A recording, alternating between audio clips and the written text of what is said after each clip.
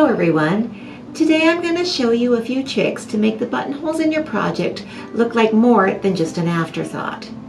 The style of buttonhole you choose and the type of thread you use will make a big difference to the look of your final project.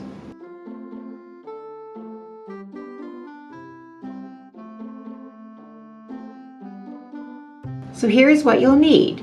For my machine work buttonhole, I will be using this beautiful low-lint 60 weight cotton thread called Efina.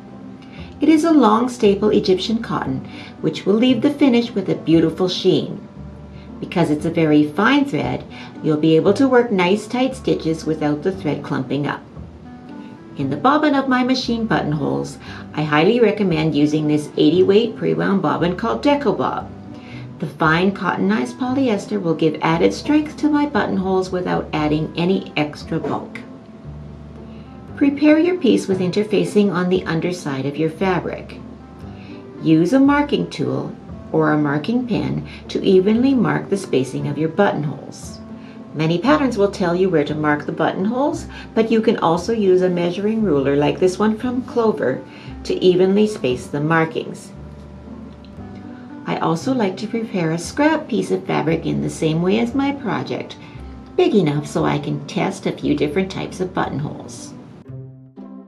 Thread your machine with the Efina in the top and Deco Bob in the bobbin. Most modern machines have many types of buttonholes to choose from.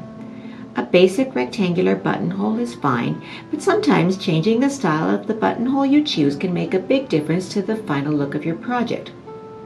A rounded edge buttonhole is nice on delicate fabrics like a blouse. A keyhole buttonhole would be nice on a jacket and works best if you choose a button with a shank like this one. For my buttonhole today, I've chosen a basic rectangular type.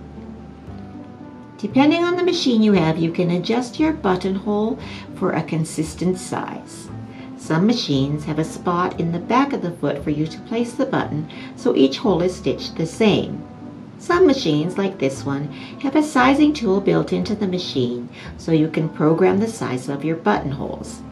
Take some time to play with your machine's buttonholes before your first project. I want my finished buttonhole to sit very flat with no puckering and have a nice tight satin stitched edge.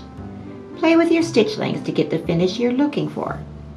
If you find the buttonhole is puckering up, a stiffer interfacing will help.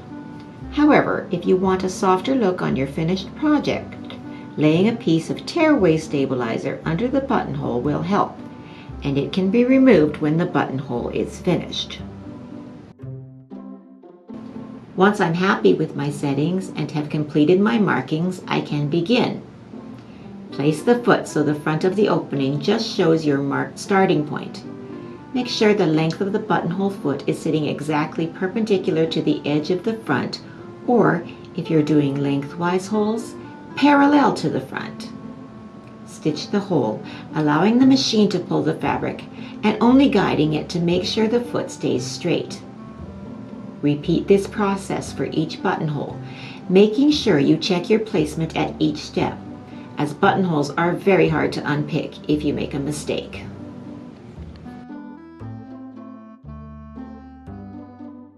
Once you have stitched all your buttonholes, you can now cut them open. I recommend using a buttonhole cutter such as this one by Clover, as it will make things a little easier.